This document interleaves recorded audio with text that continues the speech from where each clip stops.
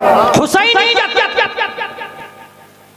लफ्ज़े हुसैन और लफ्ज़े हसन ये दोनों मुश्तक है, मस्दर है हुस्न।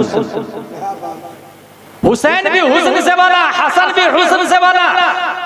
और मेरे भाई एक बात बताऊं, अगर आपके यहाँ बच्चा पैदा हो और मुफ्ती साहब से बनती है अच्छी, फ्रैंकली हैं आप, तो कहेंगे हजरत नाम बताइए ना। कल बरेली शरीफ में था, परसों मुफ्ती आशिक साहब कश्मीरी ने जामिअतुर रज़ा में बताया कि मुझे नाम रखने का मौका ही नहीं मिला। मेरे बच्चे का नाम हुजूर कायद मिल्लत असद मियां के साहबजादों ने मुझसे पहले ही रख दिया। हासिल ये कि इंसान जिस लेवल का है उसी लेवल के लोग नाम भी रखना शुरू कर देते हैं। हजरत हसन हुसैन जब पैदा हुए तो हुजूर सल्लल्लाहु अलैहि वसल्लम ने फरमाया, अली क्या नाम रखा? कहा जाफर और हमजा।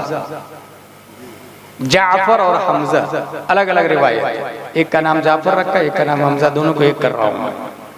हुजूर सल्लल्लाहु अलैहि वसल्लम फरमाते, इन्नी उमिरतु अन उगय्यिर इस्माहुमा, मुझे हुक्म दिया गया है कि दोनों के नामों को बदल दो। उमिरतु का लफ्ज आया, यानी मैं मामूर हूं, आमिर अल्लाह है, मैं मामूर हूं, मुझे हुक्म दिया गया। आमिर कौन है? हुक्म हाकिम कौन है? हुक्म किसने दिया? अल्लाह ने। पता ये चला फातिमा के लाडले का नाम मखलूक ने नहीं, खालिक ने रखा है।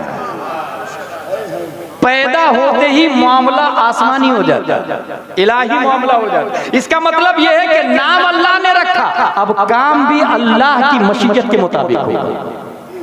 काम भी अल्लाह की मशीयत के मुताबिक होगा। नाम क्या रखा?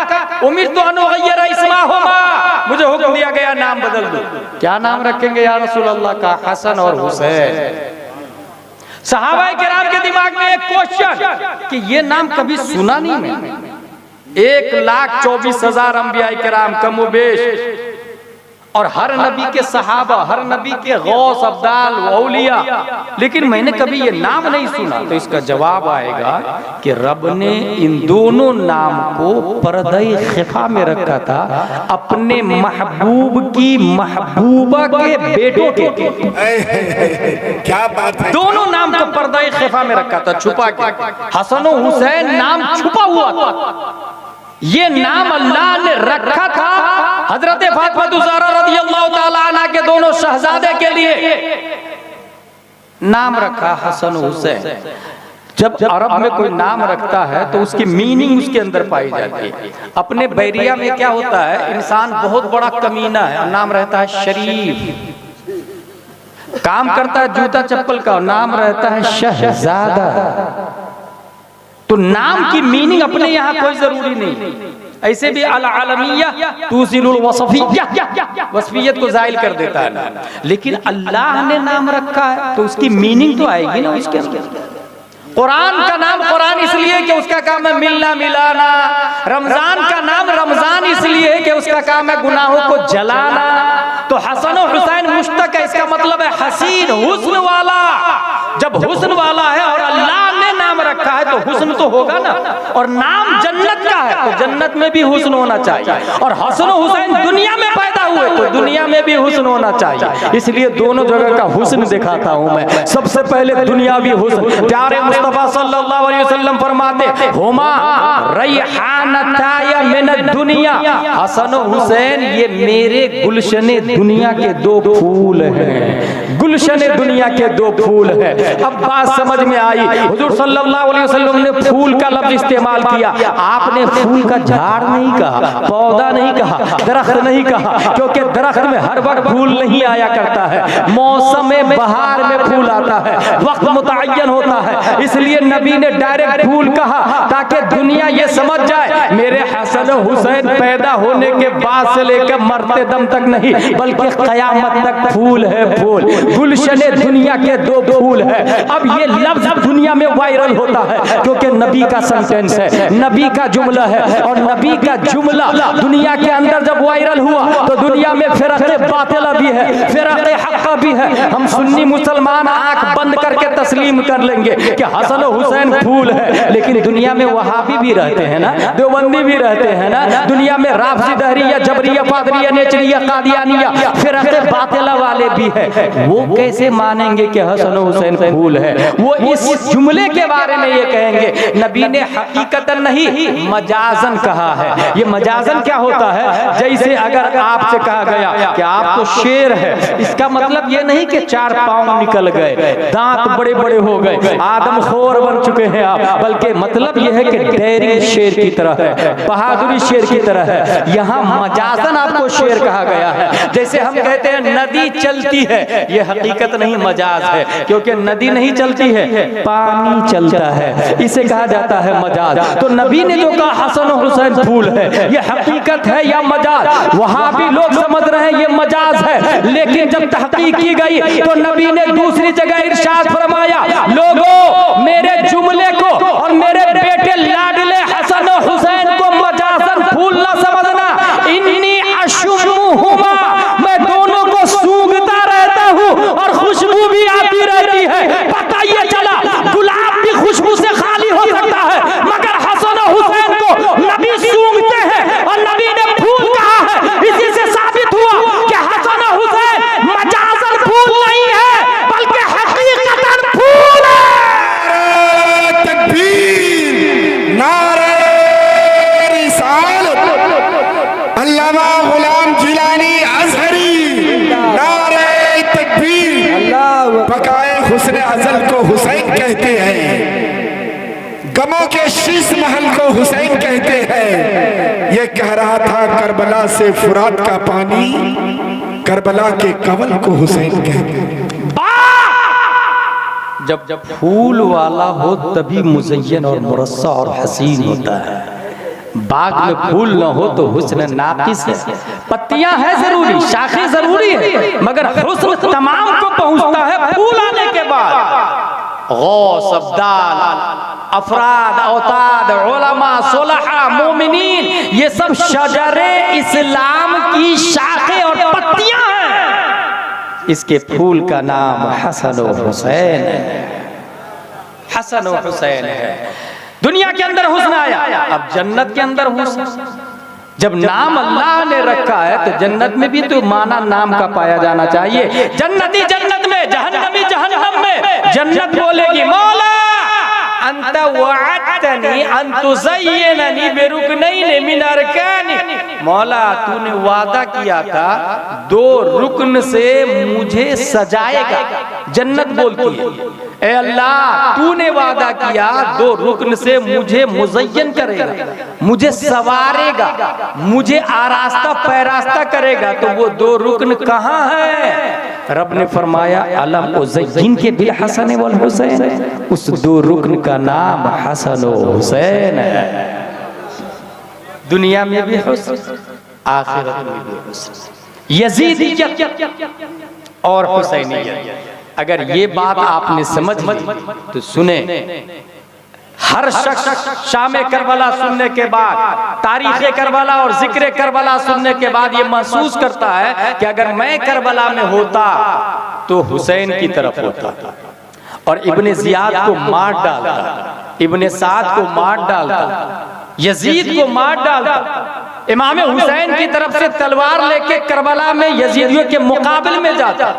अगर ये बात सच है तो याद रखिए यजीदियत जुल्म का नाम है, यजीदियत शराब नोशी का नाम है, यजीदियत जुआबाजी का नाम है, यजीदियत ज़िना का नाम है, यजीदियत फिस्क का नाम है, यजीदियत फुजूर का नाम है, यजीदियत के कुफ्र पर सबका इत्तेफाक नहीं है। यजीद शराबी, जुआरी, जानी, क्रिमिनल, मुजरिम, फासिक, फाजिर, और कह रहा था मैं इमाम बनूंगा। लोग मेरा मुरीद हो जाए, मैं खलीफा रहूंगा, लोग मेरे हाथ पर बैठ हो जाए। और जो ही खिलाफत पर बैठा 4 लोगों से खास तौर से अब्दुल्ला बिन जुबैर, अब्दुल्ला बिन अब्बास, अब्दुल्ला बिन उमर और अली इब्ने अबी तालिब से बैत का मुतालबा किया, क्योंकि उनको पता था ये लोग अल्लामा भी है और इब्ने अल्लामा भी है, ये लोग बड़े भी हैं और बड़े के बेटे भी हैं। अगर ये मान गए तो सब मान जाएंगे। इसी से ये पता चला कि अगर उलमा किसी की तायद कर दे, उलमा किसी पीर के मुरीद हो जाए तो वो पीर अहले सुन्नत व जमात का पीर है, वो पीर सहीहुल अकीदा पीर है। और अगर उलमा नहीं, सब जाहिल लोग मुरीद हो रहे हैं, भले 2-3 करोड़ तादाद में हो, वो पीर सुन्नी सहीहुल अकीदा पीर नहीं हो सकता है जिसकी तायद उलमा अहले सुन्नत नहीं करते हो। ये तारीख़ करबला से समझ में आता है। यजीद पीर बन गया, खलीफा बना और सबसे पहले उलमा की तायद लेना शुरू कर दिया। उलमाए किराम ने मुखालफत कर दी। नौबत बईजा रशीद के करबला का वजूद होता है तो समझ में आया ये कि शराब नोशी का नाम यजीदियत है। अगर बैरिया में कोई शराब नोशी कर रहा है तो ये यजीदियत है, नमाज छोड़ रहा है तो ये यजीदियत है, अगर कोई गाली दे रहा है तो ये यजीदियत है, अगर कोई माँ बाप को सता रहा है तो ये यजीदियत है, अगर कोई मुसल्ला पे नाहक कब्जा कर रहा है तो ये यजीदियत है, इमाम को नाहक सता के मस्जिद से निकाल रहा है तो ये यजीदियत है। इमाम ने मुहर्रम के खिलाफ मुरव्वजा ताज़ियादारी के खिलाफ तकरीर की और मुक़्तदी ने उसे जेल में डाल दिया तो जेल में डालना यजीदियत है और मुरव्वजा ताज़ियादारी के खिलाफ बोलना यह हुसैनियत है। बात यही से समझ में आई कि जो इंसान जुल्म के खिलाफ आवाज उठाता है उसे हुसैन कहा जाता है और जो जुल्म में गिरफ्तार होता है उसी को वक्त का यजीद कहा जाता है। फैसला हमारे हाथ में है। हम शराब के खिलाफ है, जुआ के खिलाफ है, ज़िना के खिलाफ है, जुआरी के खिलाफ है, ज़ानी के खिलाफ है, फांसी के खिलाफ है, फाजिर के खिलाफ है, तो यकीनन हमारा शुमार हुसैनियों में होगा, हुसैनियों में। और अगर कोई शराब को प्रमोट करता है, जुआ को प्रमोट करता है, गाली गलौज को प्रमोट करता है, फिस्को फुजूर को प्रमोट करता है, गाना बाजे को प्रमोट करता है, ढोल ताशे को प्रमोट करता है, दुलदुल सवारी बनाता है, ताज़िया में बुर्राक लगाता है तो वो ये वक्त का यजीद है, उसका काम यजीदियत है। अगर रब ने तौफीक दी है तो आज भी मैदान करबला है, आज भी हुसैन है, आज भी यजीद है। हमें जब भी वक्त का यजीद नजर आए, गुलाम हुसैन का सबूत देते हुए जुल्म के सामने खड़े हो जाए, आज भी इस्लाम जिंदा होगा और तारीख़ करबला लौटाई जाएगी। नारे तकबीर, नारे रिसालत। अभी हाल ही में पता चला कि हजरत ने मुरव्वजा ताज़ियादारी के खिलाफ बोला तो पब्लिक ने जेल में डलवा दिया, FIR करवा दिया। माज़ल्लाह रब्बिल आलमीन। जिसने FIR करवाया ना वो इब्ने ज़ियाद की औलाद है, वो यजीद की औलाद है, वो इब्ने साद की औलाद है, वो शिमर जिलजौशर की औलाद है, वो खोली की औलाद है। हराम हराम होता है।